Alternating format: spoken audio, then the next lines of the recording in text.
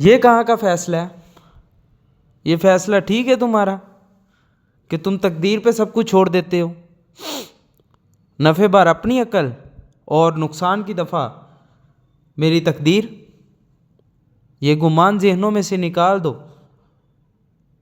اور بڑی ایک پیاری بات ہے، وہ ایک اللہ کا نیک بندے تھے، سفر میں جا رہے تھے، کافی پرانی بات ہے، تو سفر کے دوران انہیں پیاس لگی تو انہوں نے دیکھا کہ کنواں ایک سامنے نظر آیا۔ انہوں نے اس کنویں کی طرف نظر ماری تو اندر دیکھا تو پانی نیچے تھا، تو انہوں نے اپنی پگڑی اتاری اور جوتا ساتھ میں باندھا اور اندر لٹکا دیا۔ اور جب اندر لٹکایا تو پانی تب بھی نیچے تھا، پانی نہ اوپر آیا، پانی تک وہ جوتا نہ پہنچ سکا۔ اتنی دیر میں ایک ہرن آیا، اس نے کنویں میں جھانک کے دیکھا اور وہ شخص اس چیز کا مناظرہ کر رہا ہے بیٹھا۔ انہوں نے دیکھا کہ وہ پانی نیچے ہے، ہرن نے کہا، آسمان کی طرف دیکھا اور وہ بے زبان تھی۔ اللہ تبارک و تعالیٰ سے اس نے دل و دل دعا کی کہ اللہ تبارک و تعالیٰ، اے پانی والے، پانی تو پلا، میں پیاسی ہوں۔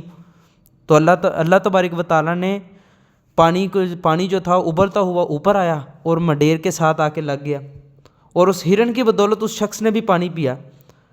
اور جب اس نے پانی پی لیا تو ہرن جیسے ہی غائب ہوا، وہ پانی پھر نیچے اپنی سطح کی طرف چلا گیا۔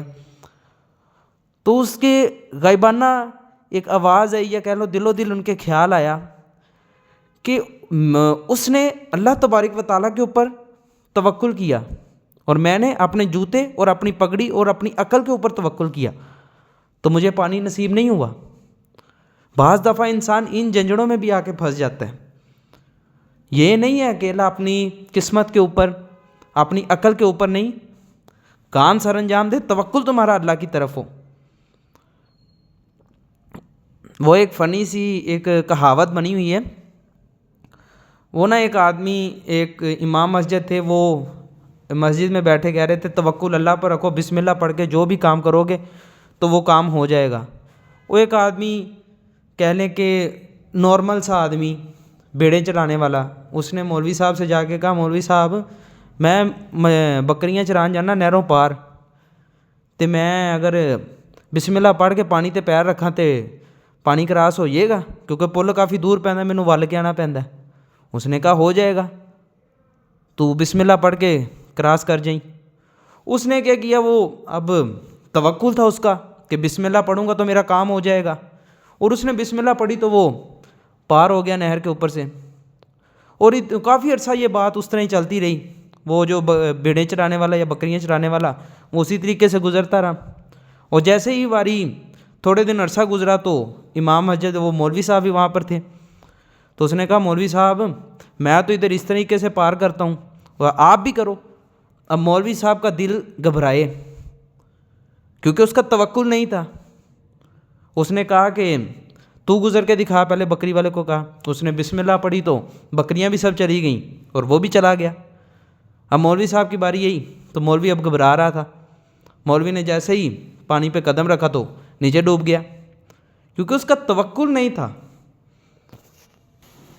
جن کے توکل قائم ہوتے ہیں نا، وہ اس طریقے سے اپنی زندگیوں کو سر انجام دے دیتے ہیں، کیونکہ وہ اللہ پر بھروسہ رکھتے ہیں، اپنے ہر نفع کا، ہر نقصان کا، ہر چیز کا دار و مدار اللہ کو سمجھتے ہیں۔ وہ کسی اور بات پہ یقین ہی نہیں رکھتے۔ دنیاوی مثالیں آپ کو دی ہیں، اب دینی مثالیں، نبیوں کے اوپر جو مثالیں ہیں۔ یوسف علیہ السلام نے وہاں پر باہر نکلنے کے لیے رسی، کنویں کا اور کسی چیز کا سکوپ نہیں انہوں نے سمجھا، کسی چیز کو اپنا سہارا نہیں سمجھا، انہوں نے اللہ تبارک و تعالیٰ سے دعا مانگی، تو اللہ تبارک و تعالیٰ نے نوازا۔ دیکھیں پھر اللہ تبارک و تعالیٰ نے وہ مصر کی سلطنت دی جو سب سے بڑی سلطنت مانی جاتی تھی، اللہ تبارک و تعالیٰ نے وہ دی۔